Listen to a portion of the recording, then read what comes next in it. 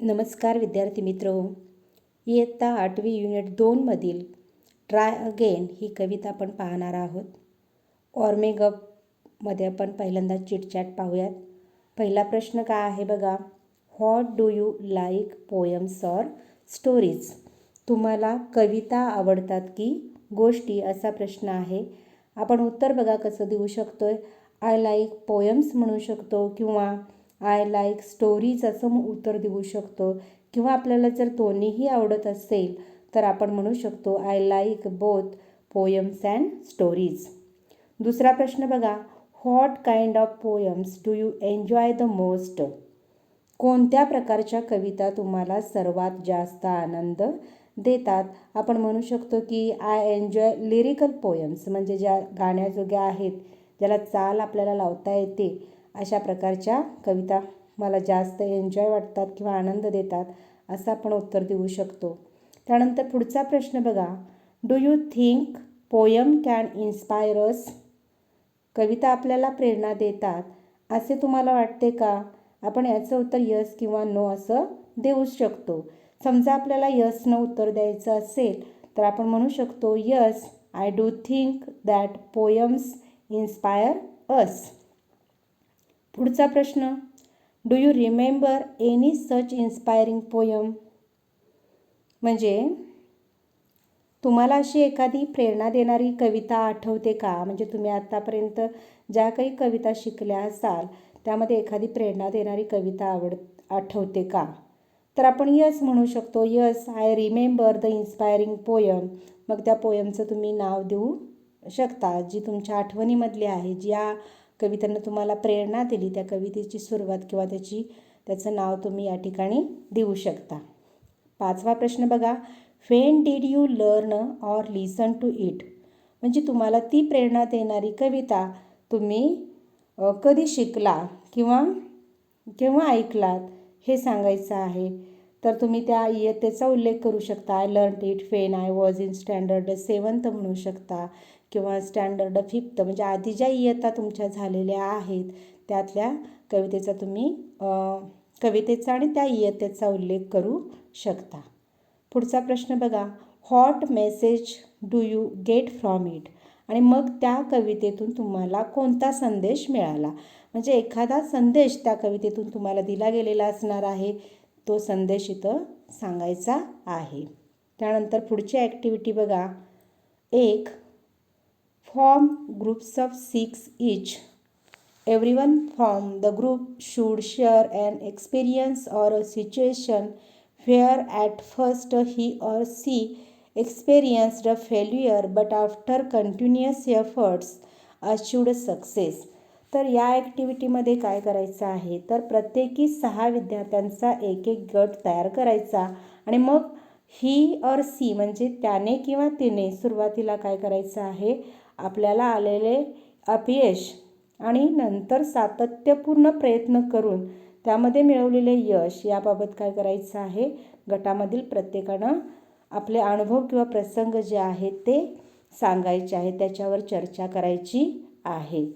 तर हे या ॲक्टिव्हिटीला करायचं आहे. म्हणजे एखाद्या गोष्टीमध्ये आपल्याला बऱ्याचदा आपण प्रयत्न करत असतो आणि आपल्याला अपयश येत असतं, तर अशा प्रकारचा अनुभव इथं काय करायचा आहे, सगळ्यांना सांगायचा आहे.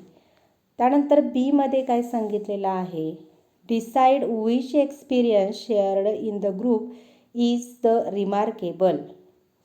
आता गटात सांगितलेला कोणता अनुभव उल्लेखनीय आहे, म्हणजे सगळ्यांनी सांगून झाल्यानंतर कुठला तरी अनुभव एखाद्याचं काय असेल, उल्लेखनीय असेल, तो काय करायचा, fill the flow chart with the steps taken for success. तर त्या सगळ्यांमधला उल्लेखनीय अनुभव आपण ठरवायचा आहे आणि ते यश मिळवण्याकरता त्यांनी केलेली कृती काय करायची आहे, या इथं दिलेल्या फ्लो चार्ट म्हणजे प्रवाही तक्ता जो दिलेला आहे त्या चार्टमध्ये भरायचा आहे. म्हणजे कशा पद्धतीनं इथं ॲरो दिलेले आहेत बघा, त्या बाणाच्या सहाय्यानं पहिल्यांदा काय केलं, यश मिळवण्यासाठी टप्प्याटप्प्याने कोणकोणते प्रयत्न केले ते प्रत्येक बॉक्समध्ये काय करत जायचं आहे, लिहित जायचं आहे. त्याच्यानंतर पुढे बघा. See the images rearrange and write the proper line numbers for each from those given below. तर या ठिकाणी काय केलेलं आहे बघा, इथे एक चित्र दिलेले आहेत, इमेजेस ऑफ स्पायडर. तर स्पायडर म्हणजे कोळी. तर त्याच्या काही इमेजेस, 6 इमेजेस दिलेल्या आहेत बघा. आपल्याला दिसतं चित्रामध्ये. तर तो कोळी जो आहे, स्पायडर जो आहे, तो आपल्याला त्या भिंतीवर चढताना दिसतो आहे. तर त्या प्रत्येक ॲक्शनला साजेशी उदाहरण खाली तर 6 ओळींमध्ये दिलेले आहेत, 6 चित्र दिलेले आहेत. तर प्रत्येक चित्रासाठी कुठली लाईन मॅच होते ते काय करायचे आहे, इथं जे चित्राच्या वर कंस दिलेले आहेत त्या कंसामध्ये काय करायचं आहे, त्या लाईनचा क्रमांक लिहायचा आहे. आता बघा, पहिल्या जे आहे त्याच्यासाठी कुठली लाईन योग्य ठरू शकते बघा. तो जो स्पायडर आहे तो पुढे वरती चढतो आहे. तर त्याच्यासाठी आपण काय म्हणू शकतो, चौथा लाईन बघा, a spider began to climb a wall. ही ओळ या पहिल्या चित्रासाठी योग्य ठरू शकते. त्यामुळे इथं लाईन क्रमांक किती लिहायचा आहे, 4 लिहायचा आहे. त्यानंतर दुसऱ्या चित्रामध्ये काय दिसतंय बघा, तो खाली पडलेला आहे. म्हणजे त्याच्यासाठी कुठली लाईन, तर 3 नंबरची बघा, it slept and fail down. म्हणजे दुसऱ्या इमेजसाठी काय द्यायचं आहे, 3 अंक द्यायचा आहे. त्यानंतर तिसऱ्या चित्रामध्ये बघा, तो थोडासा वरती गेलेला आहे. म्हणजे त्याच्यासाठी आपण म्हणू शकतो, म्हणजे तो खाली पडलेला आहे आणि पुन्हा वर गेलेला आहे. म्हणजे 1 नंबरची ओळ त्याला मॅच होऊ शकते. The spider climbed again a little higher. म्हणजे तो काही फारसा वर गेलेला नाही. त्यामुळे 1 नंबरची लाईन त्याला काय होते, मॅच होते. त्यानंतर चौथ्या ह्याच्यामध्ये बघा, तो खाली पुन्हा पडलेला आहे. म्हणजे याला आपण 6व्या ह्याचं उत्तर देऊ शकतोय, लाईन देऊ शकतो. It fail down again the second time. कारण तो दुसऱ्यांदा पडलेला आहे, फेल अगेन म्हटलेला आहे. म्हणून त्या चित्रासाठी आपण 6वी ओळ काय करू शकतो, मॅच करू शकतो. त्यानंतर त्याच्या पुढच्या चित्रामध्ये तो पुन्हा वर गेलेला आहे. म्हणजे याच्यासाठी कुठली लाईन असू शकते, yet it did not give up and climbed higher and higher. म्हणजे तो पुन्हा पुन्हा वर गेलेला आहे, म्हणून त्याला आपण दुसरी लाईन मॅच करू शकतो. आणि शेवटचं जे चित्र आहे तो पुन्हा भिंतीवर पूर्णपणे चढलेला आहे आणि त्याच्यासाठी आपण 5वी line, finally it reached the top, ही लाईन त्याला मॅच करू शकतो, 5वी लाईन. बघा, तर या ठिकाणी तुम्हाला काय करायला सांगितलेलं आहे, मॉरल लिहायला सांगितलेलं आहे, तात्पर्य. तर आपण काय देऊ शकतो बघा याला तात्पर्य, if you don't succeed at first, try again and again till you succeed. तर ह्या स्पायडरच्या उदाहरणावरून आपण त्याला मॉरल देऊ शकतो, जर तुम्ही पहिल्यांदा यश मिळवू शकला नाही आणि जर आपण पुन्हा पुन्हा प्रयत्न केले तर आपल्याला यश नक्कीच मिळते, असं आपण याला मॉरल देऊ शकतो. आता आपण कवितेकडं वळूया. बघा, ट्राय अगेन. ट्राय अगेन म्हणजेच काय, पुन्हा प्रयत्न करा.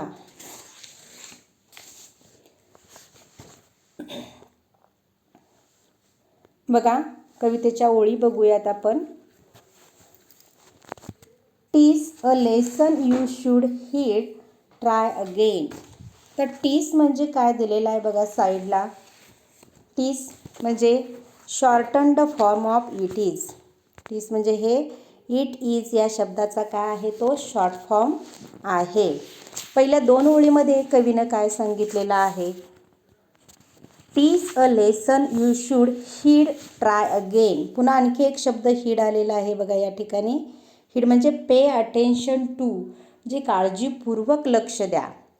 तर कवीनं या 2 ओळींमध्ये काय सांगितलेलं आहे आपल्याला, तर कवी आपल्याला म्हणतो की एक गोष्ट लक्षात ठेवा आणि ती गोष्ट म्हणजे काय, प्रयत्न करत राहा.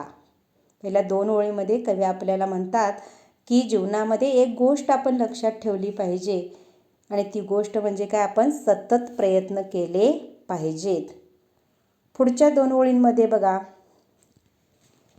If at first you don't succeed, try again. जर आपण पहिल्या प्रयत्नात यश मिळाले नाही किंवा मिळवले नाही तर पुन्हा काय करायला पाहिजे, प्रयत्न करायला पाहिजे. पहिल्या प्रयत्नात जर आपल्याला यश मिळाले नाही तर आपण काय केलं पाहिजे, पुन्हा प्रयत्न केला पाहिजे. आता पुढे काय म्हणतात बघा कवी, then your courage should appear, for if you will persevere you will conquer, never fear, try again. पुढच्या 4 ओळींमध्ये कवी काय सांगतात बघा. आधी पहिला परसिव्हिअरचा अर्थ बघा, keep trying till one achieves, म्हणजे काय, यश मिळेपर्यंत दीर्घ प्रयत्न करत राहा किंवा निश्चयपूर्वक प्रयत्न करा.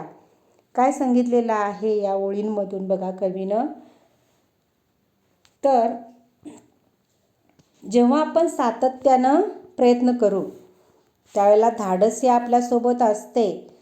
जर आपण काय केलं, निश्चयपूर्वक आणि चिकाटीनं दीर्घ असे प्रयत्न केले तर यश हे आपल्याला नक्कीच मिळते. तेव्हा आपण काय केलं पाहिजे, न घाबरता प्रयत्न करत राहिले पाहिजे. म्हणजे प्रयत्न केले तर यश हे नक्की आहेच, हे कवीला इथं सांगायचं आहे. पुढे कवी काय म्हणतो बघा, once or twice though you should fail, try again.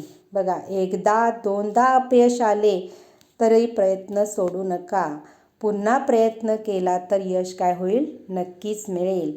प्रत्येकाला बघा पहिल्याच प्रयत्नात यश मिळेल असे नाही.